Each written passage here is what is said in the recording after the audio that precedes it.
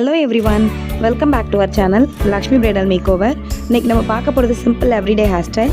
இந்த மாதிரி வீடியோ நிறைய வேணும்னா கமெண்ட் பாக்ஸ்ல கமெண்ட் பண்ணுங்க.